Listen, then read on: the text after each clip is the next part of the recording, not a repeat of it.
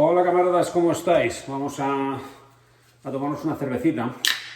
Y oye, quería comentaros un tema que tratamos hace poco en un vídeo y que dio bastante que hablar y bueno, generó división de opiniones, y es el del asunto de el Polisario y Marruecos en su conflicto sobre el Sáhara Occidental. Yo cuando hice ese vídeo,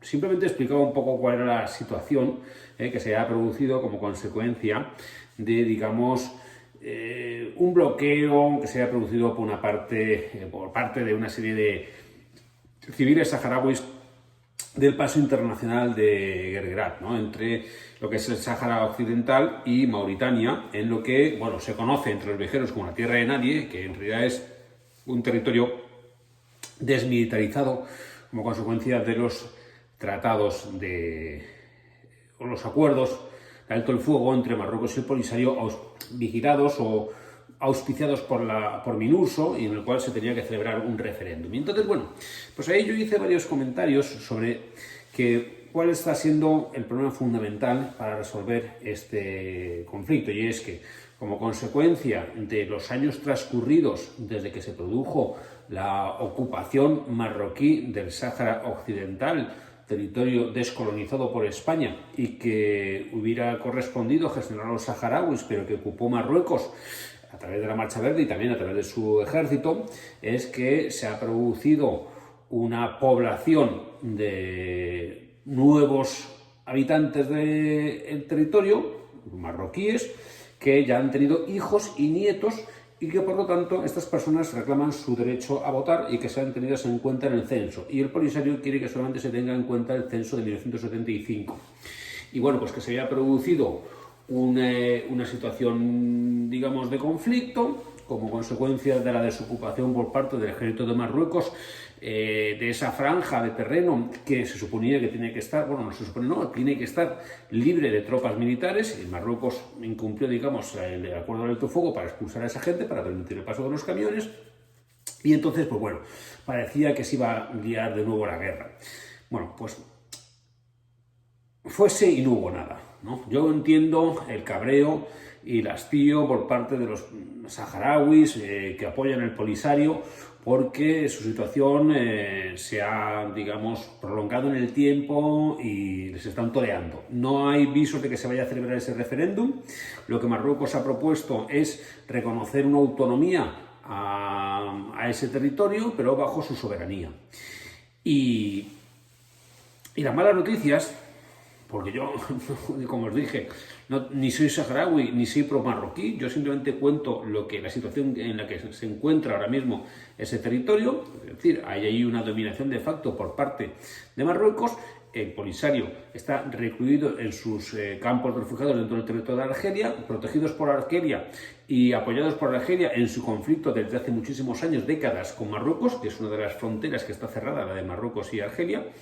Y teniendo en cuenta la situación tan, digamos, mala que tiene Argelia, pues como que no va a estar para apoyar al Polisario, ¿no? En un conflicto abierto, ¿no? Los espolea un poco y tal, pero no parece que vaya a meterse en un avispero. Pero es que se ha producido una noticia de hace 2 días que creo que es bastante dramática para estos intereses, y es el reconocimiento por parte de Estados Unidos de la soberanía marroquí sobre el Sáhara. Es decir, esto lo cambia todo, porque, claro, en el tablero geopolítico, como consecuencia de la política internacional de Trump, al cual se ha considerado por algunos el demonio, y que yo, como he dicho en algún vídeo, pues Trump sería el demonio, o será un imbécil, o será lo que tú quieras, pero no nos ha metido en ninguna guerra nueva en Oriente Medio, y ha vencido una contra el Estado Islámico y ha retirado tropas de teatro de operaciones de Oriente Medio. Es que además lo que ha hecho una política diplomática muy, muy intensa para conseguir que los países árabes, o bastantes países árabes, reconozcan el Estado de Israel. ¿No? Reconozcan el Estado de Israel, reanuden relaciones o establezcan relaciones diplomáticas y vuelos directos. Y el último que ha conseguido que realice ese reconocimiento de la existencia del Estado de Israel y va a haber vuelos directos con Israel, ha sido Marruecos. O sea, esto es de hace nada. Y como consecuencia de eso, Trump le ha dicho a Marruecos que reconocía la soberanía sobre el Sáhara. Entonces, vamos a ver qué es lo que sucede con Biden cuando entre Biden en la presidencia. Porque ahí vamos a ver si efectivamente existe un cambio de, digamos, de timón o una forma de ver distinta a la política internacional. Porque como Biden mantenga el reconocimiento de la soberanía marroquí sobre el Sáhara, pues machos, o sea, eso está ya bastante complicado, ¿eh? Y como os digo, ni hay fuerza militar para meterse en un conflicto abierto con una potencia militar como es Marruecos, protegida por Estados Unidos. Argelia no tiene esa capacidad, y además diplomáticamente a España se la pone en una posición muy complicada porque parece que las presiones sobre Francia, que es la gran potencia también europea en la zona, siempre alineada con los intereses marroquíes, porque Francia ve a Marruecos como una especie de, pues como nosotros, no sé, no diría como nosotros vemos a Sudamérica, porque los franceses tienen mucha más injerencia en los asuntos marroquíes, pues eso tiene mal asunto, pinta mal para el Polisario, la verdad. Porque ¿qué?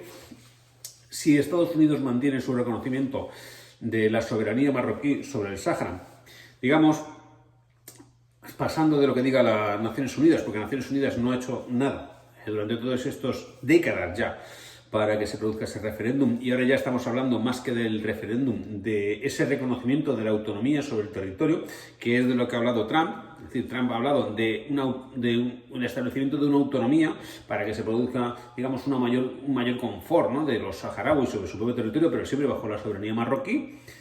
Pues parece que la resolución del conflicto pues no pinta bien para los saharauis, o más bien para el Polisario, porque hay cantidad de saharauis que están viviendo bajo la soberanía marroquí.